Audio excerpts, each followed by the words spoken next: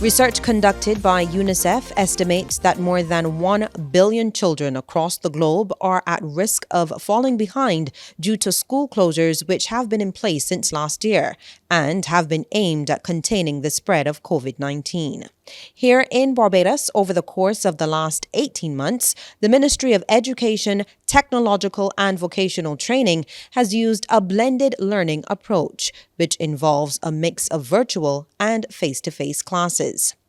As the island struggles with a spike in COVID-19 cases as a result of the highly contagious Delta variant, the start of the 2021 to 2022 school year has been fully online.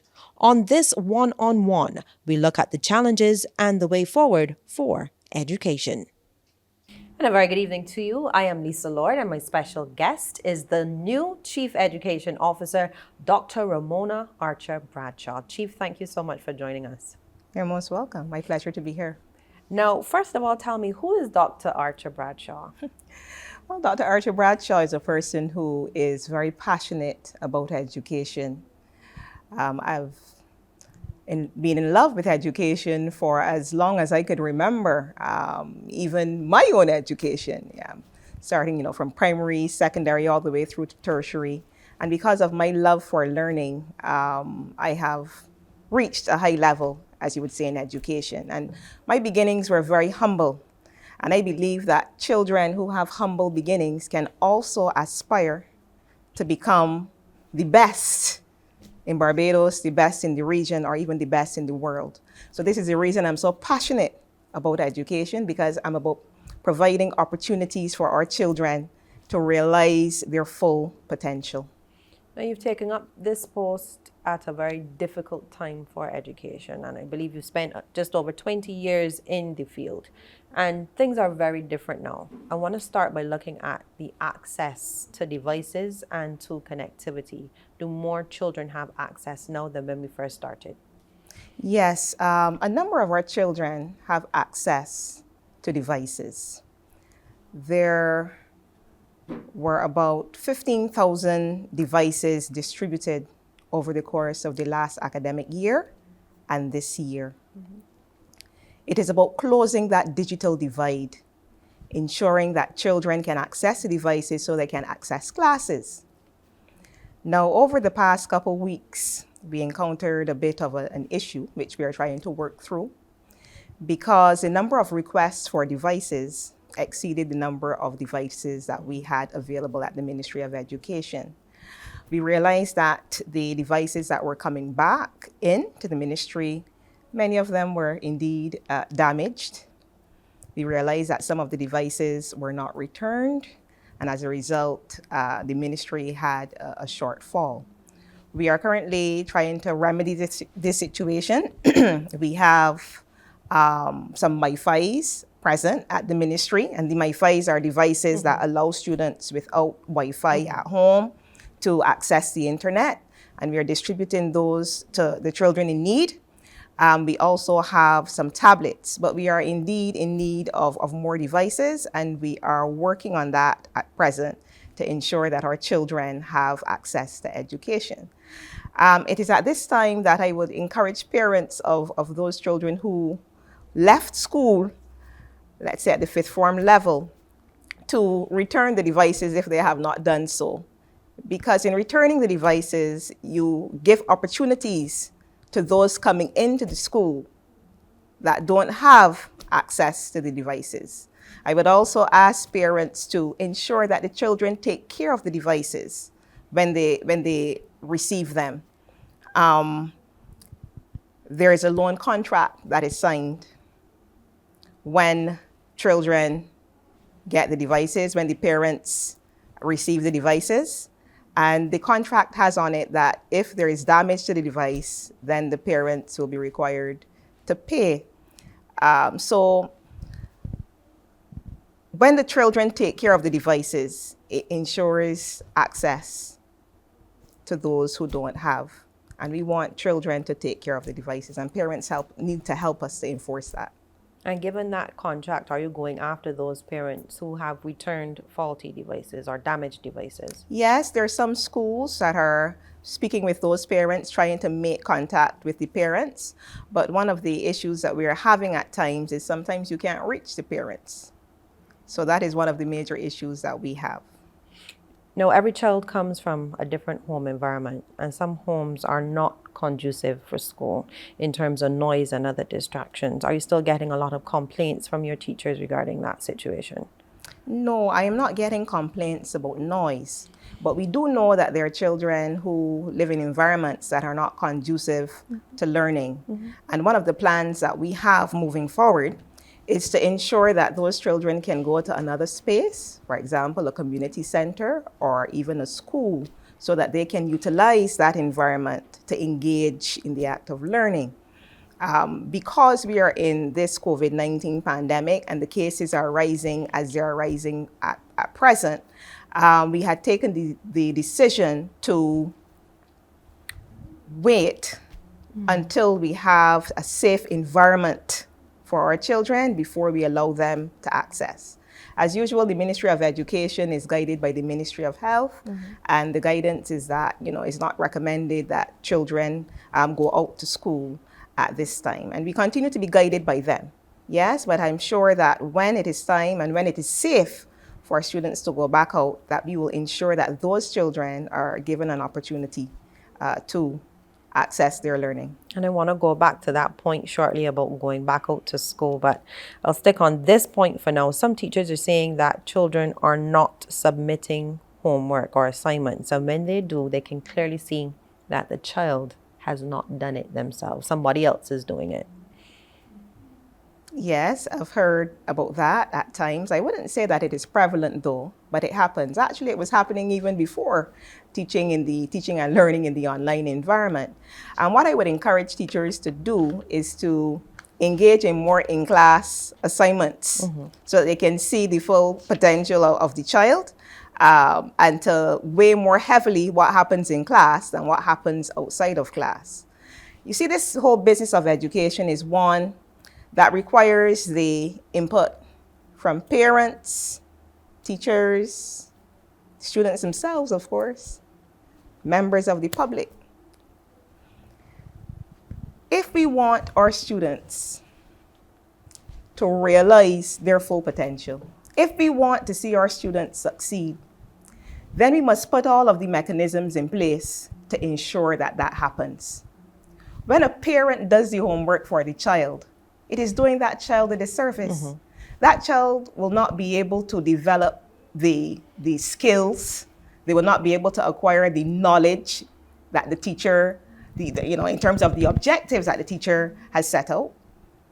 So, I would encourage parents, to desist from that kind of activity if it is happening. I would also, as I said earlier, encourage teachers to weigh more heavily what is in class than what is done outside of the classroom. And speaking about weighing more heavily on what is done in class, I'm also hearing that attendance levels, they're low. In terms of, one teacher told me she was expecting 15 students to log on to her class, only 3 logged on. Are you having reports of poor attendance, with children probably being out in Bridgetown, for instance, instead of being online at school? The reports now are not as they were in the past. But what I can say is that the Ministry of Education has a mechanism in place to track those children who are not attending school. Tell me more. The teachers are supposed to report to the principals non-attendance. That report leaves the school and goes to the Ministry of Education and is directed to the Student Support Services section. And they have school attendance officers who check up on these children, who make calls to the home. Sometimes they even drive to the houses to find out exactly why the children are not attending. Yes? So we have a mechanism in place to track, to see what is happening. Because sometimes when you don't see children in class, it doesn't necessarily mean that they're skipping. They may have an issue with the device. It may be that their environment is not one that helps the learning. So we need to investigate those issues and be able to remedy them. And you also had a situation where a number of children were in isolation facilities as well, and they would have missed school based on where they were not having internet access, etc. Have any provisions been put in place to help them to catch up? Not at present, but I can tell you that we are working towards it. If they don't have the Wi-Fi, I am certain that MiFis can be made available to them that they can access as well. Your special needs students, how are they coping? Our special needs students are coping quite well based on reports. I can tell you that our teachers in that particular area have been accessing professional development courses to help them use the online environment to teach. I understand that last year we had exceptional special needs teachers, while there were others who were struggling a bit in terms of reaching their children. What we've done this time around is that we have developed a community of practice for special needs teachers. So they have opportunities to access workshops, courses, they share materials, because in this environment, it is very difficult to do it alone. And when you can share ideas and you can share practices and you can share these resources, it makes it much easier. So that program is ongoing as we speak. And teachers are saying that they're burnt out. They're saying that parents are sending emails at all hours during the night and expecting instant responses. Are you getting those reports? No, I haven't received those reports. What I can say, though, is that the teachers have done a commendable job in adapting during this pandemic. They have had to transition from the face-to-face to the online, and they have done well. Generally, they have done well in making that transition. You see, when you recognize why you are doing what you're doing, you do what you have to do. And the teachers generally have put their best foot forward. I can say also that the teachers have been accessing training from the beginning of last year through Earlyston Teachers Training College in the use of technologies, how they can use various software to help their children to understand concepts. And I thought that that was very commendable. They continue to do so even as we speak. There's an ongoing program with the Tampere University in Finland through IDB. And we have just about 100 teachers accessing that. Yes? So these programs will continue. I'm sure that Earlyston Teachers Training College will continue to host programs for our teachers as well. And I think once the teachers' hearts are in the right place, they will do what they have to do. And I have great faith in our teachers. I really do. There's some, of course, that, need a little help. And where we can help them, we will do so. But I can tell you that many of our teachers go above and beyond the call of duty to ensure that our children learn.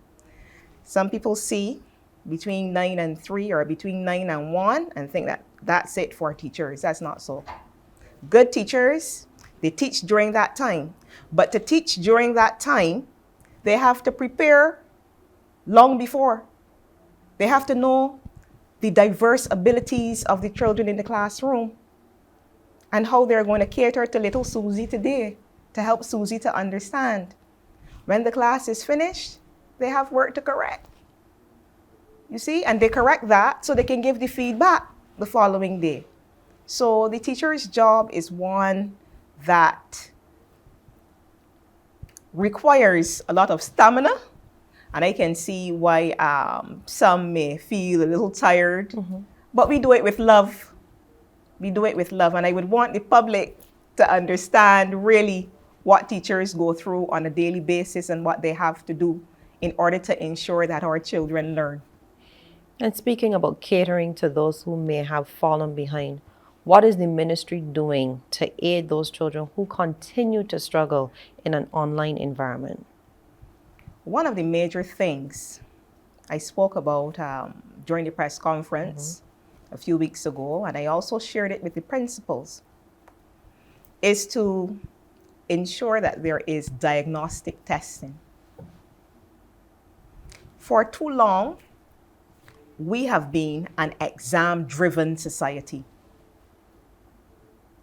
We've been teaching to the exam. We try to cover content because we want to ensure the children understand the content and that we cover what is called the syllabus. I want us to change that mindset. I want a paradigm shift to occur. I want us to recognize it is about teaching the children in front of us and not only preparing them for an exam, but preparing them for life.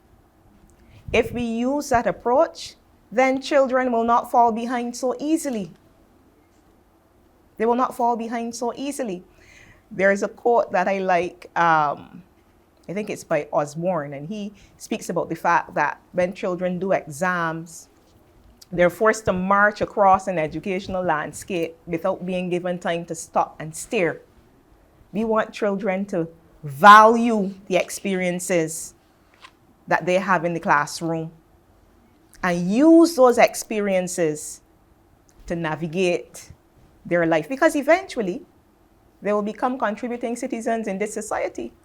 And when we teach, when we lead, when we parent, we always have to remember that our children will become contributing citizens in our society. So when you do their homework as parents, you're doing them a disservice. As teachers, if you don't teach in a way that you diagnose their difficulties, you are wasting your time. As leaders, if you don't lead in a way that you implement some programs and policies for your children, then what are we doing? We always have to bear in mind that these children are our future. In your first address as chief last month, you had mentioned that there would be a review of the current curriculum and that the entire syllabus for each term could not be taught. Has this happened? Because I'm hearing different things, that each school might be doing something different.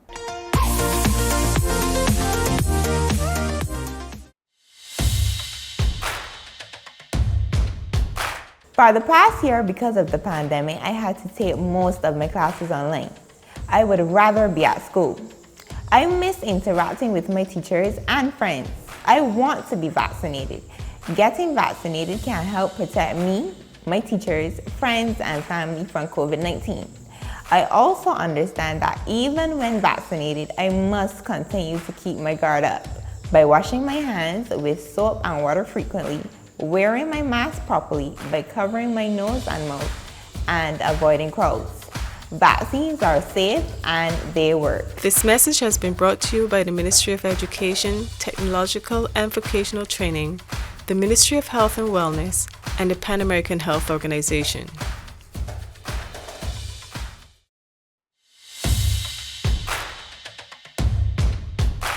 For the past year, because of the pandemic, I had to take most of my classes online. I would rather be at school. I miss interacting with my teachers and friends. I want to be vaccinated. Getting vaccinated can help protect me, my teachers, friends, and family from COVID-19. I also understand that when vaccinated, I must continue to keep my guard up by washing my hands with soap and water frequently, wearing my mask properly, by covering my nose and mouth, and avoiding crowds. Vaccines are safe and they work. This message has been brought to you by the Ministry of Education, Technological and Vocational Training, the Ministry of Health and Wellness, and the Pan American Health Organization.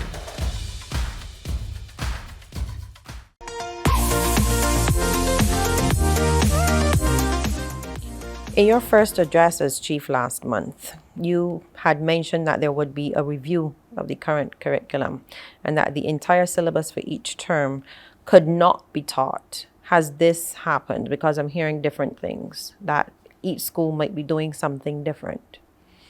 Well, no, each school isn't doing something different. Each school received the new syllabus before the term began. Each school Each principal and subsequently the teachers should be very clear about what should be taught during the academic year. What we did with those existing syllabuses is that we extracted the information that may be extraneous, because there are some things that children don't necessarily have to know. So we pulled out the germane topics, we packaged those topics, and we said, well, okay, this is what our students should be doing for class 1, this is what they should be doing for class 2, class 3, class 4, right? Even infants. Yes? So all schools have that information, and all schools should be abiding by that. So the syllabus content has been reduced. It has been reduced. Okay. It has been reduced. There is no way, Lisa, that we can teach all of the content that we taught before, before the online. Great. No. We don't want to put undue pressure on our students, nor do we want to put undue pressure on our teachers. They're already under pressure. They're already under pressure. You see, so we had to relook the curriculum and pull out those things, those core areas that our children need to know, and focus on them. You mentioned moving away from this exam-driven sense of education. Given the challenges last year and this year with the 11 plus examination, are you comfortable that as chief, that an alternative to this exam can be in place for the current class 4 students? I can tell you that we are working on it.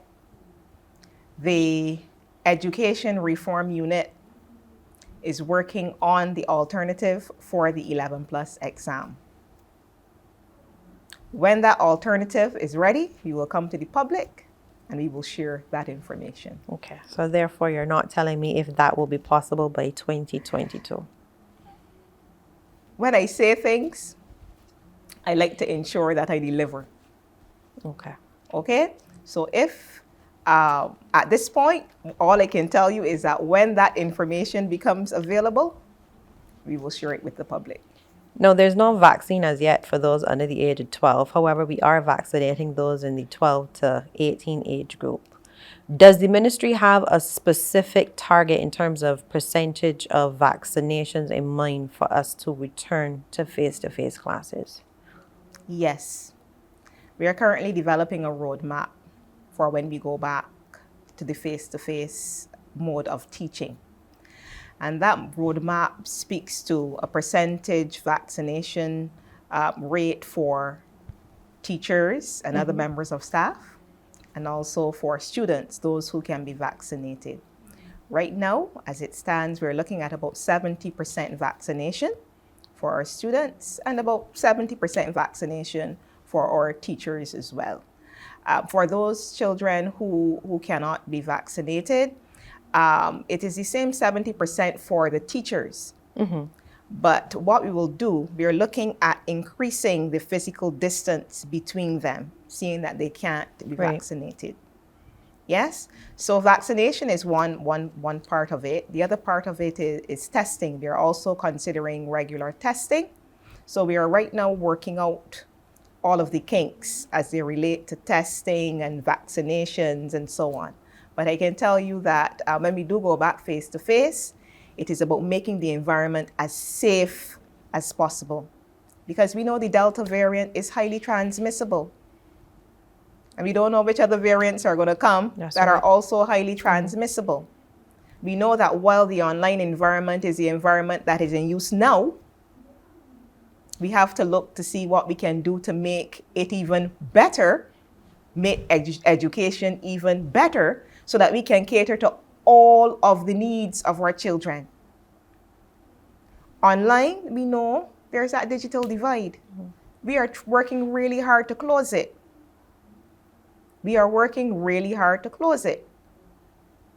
There are some children who are not accessing classes as they should. If we can go back to face with elements of online, I think it will serve our children well. So you don't think the online element is going anywhere anytime soon?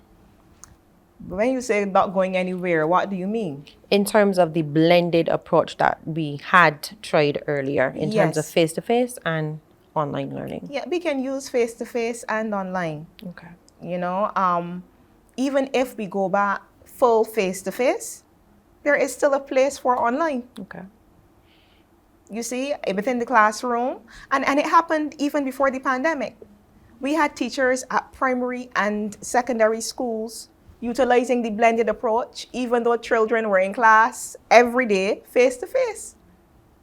Students will do online activities, be in groups, and they will do online activities. You have teachers utilizing the flipped classroom, where children will go home on evenings and do the homework, and in terms of doing the homework, read up on various topics and so on, and then they come back into the classroom now. Instead of learning the material there in the physical space, they're able to discuss, share, critically think, evaluate, analyze, synthesize, all of these things children were doing before. And I can see that coming back, where we have a mix of the online and the blended. The online environment, this environment is working very well for some children, but it isn't working very well for some others, even though they have access. Right. So we have to be able to cater to all of the needs of our children by providing them with various opportunities and various modalities for learning. You mentioned that you're looking to hit a target of 70% in terms of teachers and other school staff being vaccinated. What number are you at now? Right now, in terms of the students, we have just over 8,000 students vaccinated out of approximately 21,000 students. So we're not at the halfway mark as yet. So I encourage those students between 12 and 18, if you can be vaccinated, please go out and be vaccinated, because it offers another layer of protection. We've been wearing our masks. We've been physically distancing. We've been washing our hands. We've been sanitizing. The vaccine is here now as another layer. So why not take it? Yes? The sooner we reach our threshold, the better we will be able to ensure that our children have various modes of accessing their education. We can have face-to-face and we can have the online. You mentioned the number of students, but the number of teachers. Right. We are working on the number of teachers at present to determine what percentage. We don't have that number as yet. Okay. Now, let's move away from COVID for a bit and look at the coding and robotics program, of which I understand you're a champion. How has that rollout been across the schools, given the challenges that we're seeing at the moment? Yes. Well, we have started with the coding because that can be done online very, very easily. There are a number of schools that have already begun to roll out the coding. The interest is there. Students are excited at the opportunities that can come with coding. Remember, we start with the very basic levels, which would be the Scratch, what you call the Scratch program, utilize that. And children have been having a ball with that. And what's good about it is the fact that they have fun while learning. They don't even realize that they're learning things because they're having so much fun. Lisa, what I can tell you also is that the teachers who were trained, that was a wonderful indication of the success that we would have in the schools. The teachers were passionate. They were doing their homework, they were coming back, and they were sharing with each other, and they developed a community as well, that we could share materials. Yes? So that program so far has been going quite well, the coding aspect of it. Of course, the robotics requires face-to-face interaction, so that is on pause for now until we're able to go back face-to-face. But I must say that so far, so good. We're getting some good results, especially at the secondary level. At the primary level, we've paused on that because they were the last to be trained in this area. So we've paused on that a bit, but we will implement that pretty soon. We have a number of robotic skits for primary school children. We have the VEX 1, 2, 3. We have the VEX Go. And I'm sure that when we get back into the face-to-face environment, that our children will have a ball learning with those as well. The Wilkie Cumberbatch Primary School. Almost $3 million has been allocated to do extensive repairs there. Can you provide an update at this time as to the work? Yes, we are making progress in terms of the repairs. We are working towards having the plant completed by the time we open up for face-to-face school. In the meantime, we have identified some alternative sites just in case, something comes up and we don't get a chance to finish. But the Wilkie Cumberbatch Primary School for the Ministry of Education, I must say, is a priority. It is. Okay, the work at that school is estimated to last about 12 weeks. I know that there might be some challenges here and there. However, you said in case we don't get a chance to finish, could we return to face-to-face classes before next term? There is a possibility. If we have high levels of vaccination across the student body and the teacher body, if we have testing, then there is a very real possibility that we can reopen. Okay. Now, several other schools are also undergoing some upgrades in a bid to get them in a position to be more technologically ready. Where are we in terms of those upgrades? The Ministry of Education embarked on the electrical upgrades recently, and we've completed them. There were about 7 schools, and we've completed them because we recognize that if we want to introduce coding and robotics and we want to have technology in the schools, we need to have Wi-Fi. So we have a electrical upgrade. That has been completed, and we are currently embarking on the fence-to-fence program, ensuring that these schools have internet connectivity. There are just over 10 schools in that fence-to-fence program, and so far the work is progressing very well. So I know that when the children go back out to school and the teachers go back out to school, they'll be quite happy that they have a functioning internet and they have good internet connectivity. And I must say it's a phased approach. So those schools I just spoke about, that's the phase 1, right? We're looking at addressing other schools as the time progresses. You spent about a decade at the Edison Teachers Training College. Is teaching still a profession that is attracting our young, bright minds? Very much so. Very much so.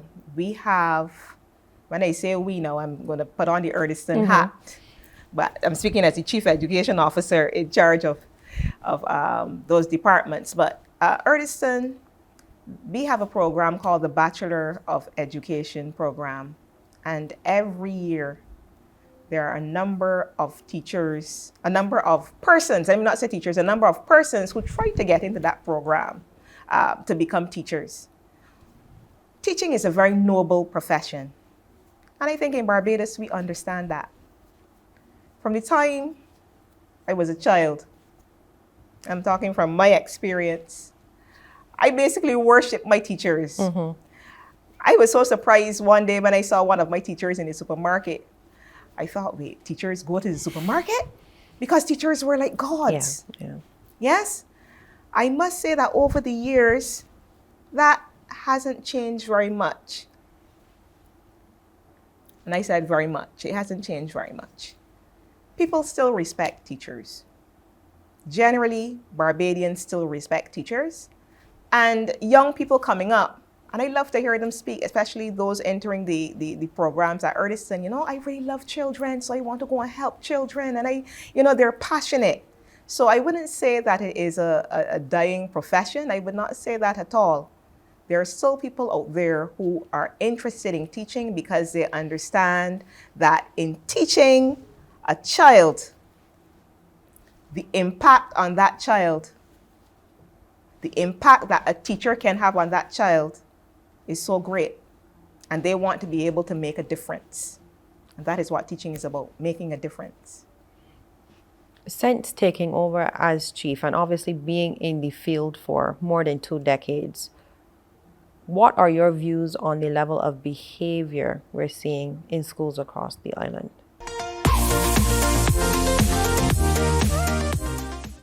Let me begin preparations. It's hurricane season. Let me sit down and reason. Let me secure a nation.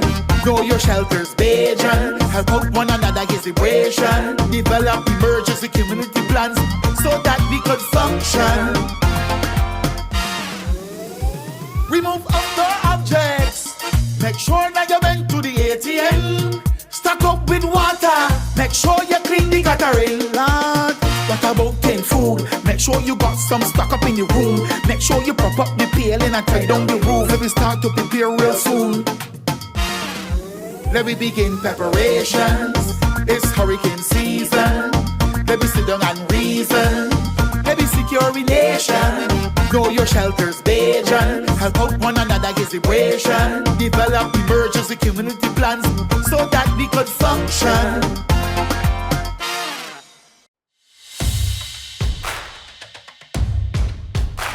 Vaccines have both protected and kept children healthy from serious illnesses such as whooping cough, measles, crippling diseases like polio, and others.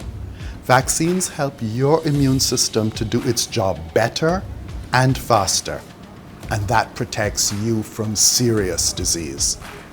Like a good security guard, the immune system is always on patrol in your body, looking for invading germs. When it comes across a germ, it begins releasing antibodies to fight that germ. These antibodies work to attack, weaken, and destroy the germ. The COVID-19 vaccine is no different. It will work to help your immune system fight COVID effectively. All vaccines go through strict trials before they are approved for use in the population. Even after the COVID-19 vaccines are approved for use in the general population, monitoring for safety continues.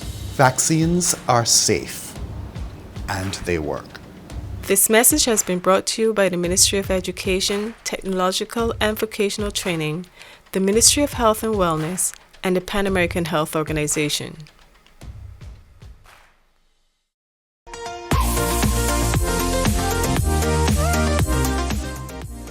Since taking over as chief and obviously being in the field for more than 2 decades, what are your views on the level of behavior we're seeing in schools across the island?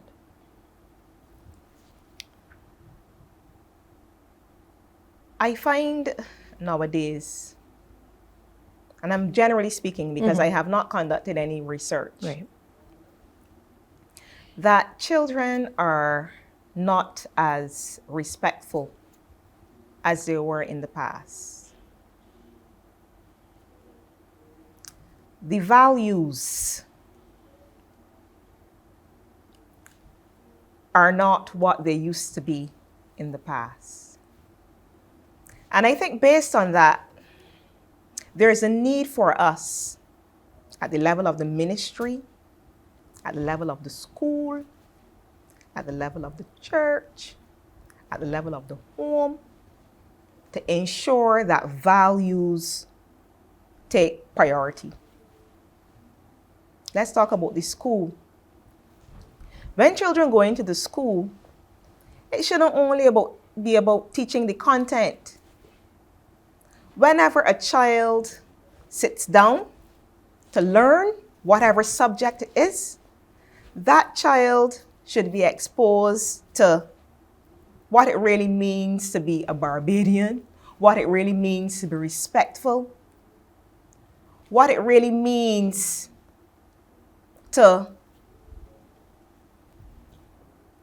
be someone that can contribute positively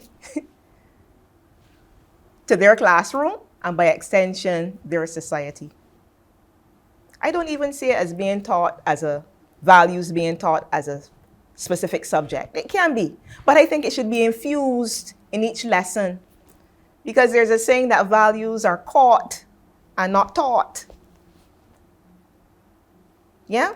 So that's it in terms of the school. At the level of the parent, I think parents need to parent. Don't leave it up to the school or the teacher to do it for you.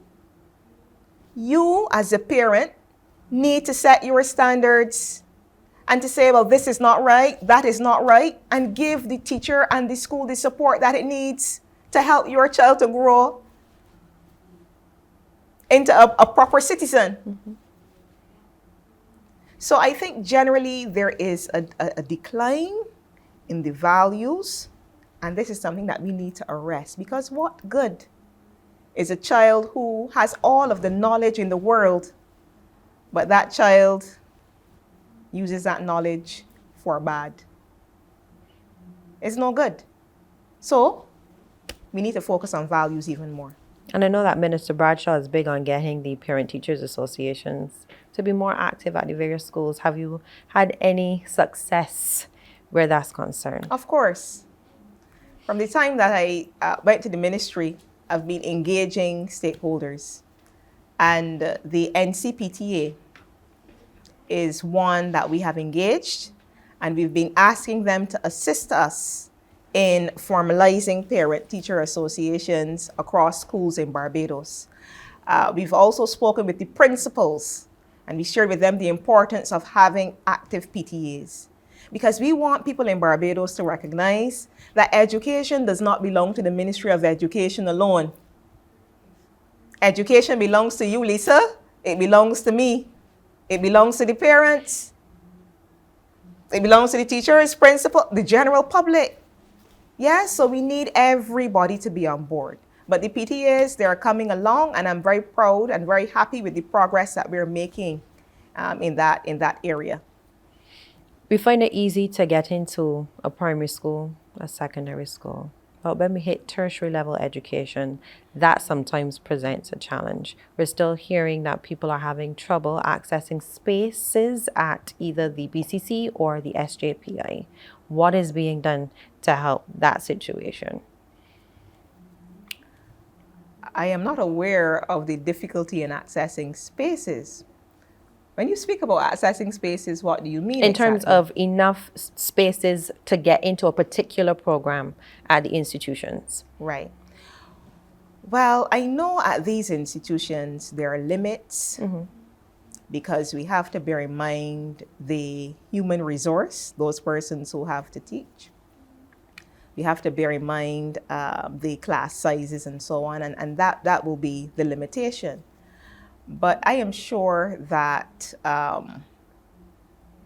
with the number of tertiary institutions that we have across the island, we have the BCC, we have SJPI, we have the University of the West Indies, that there is space for those persons who have the qualifications and who are really desirous of pursuing further studies.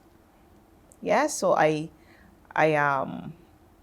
in terms of not having enough space, as I said, limited by human resource, limited by the number of persons that can be in a class, especially now in this COVID-19 environment. So that's all I can say about that at this time. We had a number of schools that expanded and had 6 forms added. Are there any plans to expand the number of schools that do have 6 forms? That is a possibility. In terms of the structure of our school system, that is under heavy consideration at the moment by the Education Reform Unit, and that structure will also be shared in a timely manner. This is Education Month. What is your vision for education in Barbados as the chief? My vision for education is that we continue to live up to the mission of the Ministry of Education, and that is to ensure that we have equitable access to education.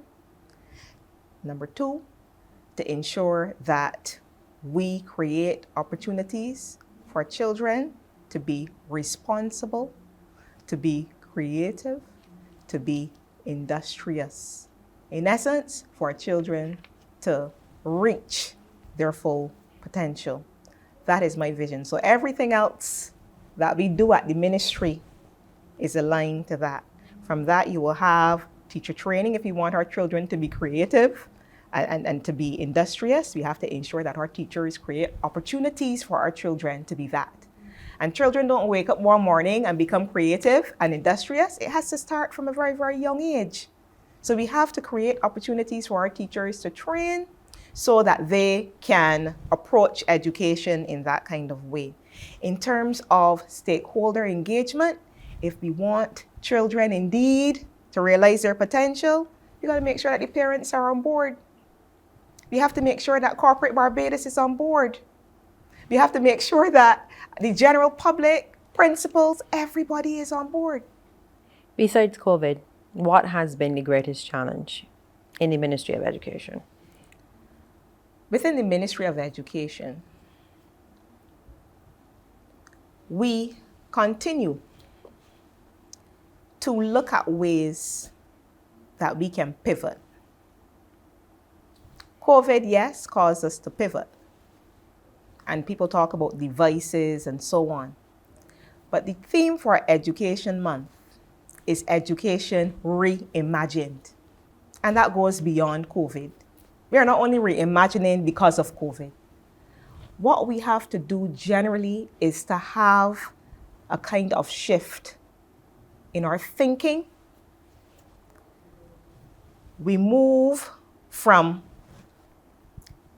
what we thought education should be to providing mechanisms to get our students to be prepared for the future. That is the biggest challenge, and that is what we are working on, to get that paradigm shift that is needed, preparing our students for the future. Systems, there are some systems that work well in the past, but there are other systems that we need to change. Such as? We have to look at modes of assessment. We have to look at monitoring and evaluation. We have to look at appraisal. We have to look at promotion within the teaching service. We have to look at providing opportunities for children in the technical and vocational areas. We have to look at inclusion when it comes to special needs. We have to place greater focus on physical education within our schools. We have to ensure that we just spoke about values, Lisa. Ensure that we teach values throughout. And to ensure that teachers are teaching values throughout. Again, it comes back to monitoring and evaluation. We have to look at leadership. What is it that we really want from our leaders? The leadership of any institution should provide the direction for the institution. And if the leader is not doing what he or she is supposed to do in terms of providing that direction, then the school will not be as effective as it can be. So there are a number of things that we have to rethink. And we can't approach all at the same time. We have to prioritize. But we have our list, and we are working towards creating those mechanisms that could ensure that our children are prepared for the future. I began this interview by telling you that for me, it is about the children. And I know we're coming to an end. For me, it's about the children. And we will do what we have to do to make sure that these children that we have today are prepared for the future. Chief, thank you so much for talking to us. I really, really appreciate it. Thank you, Lisa. It was indeed my pleasure chatting with you as well. Thank and you I so look much. forward to more opportunities to share. Indeed, I'm sure we will have over the course of your tenure. Thank you.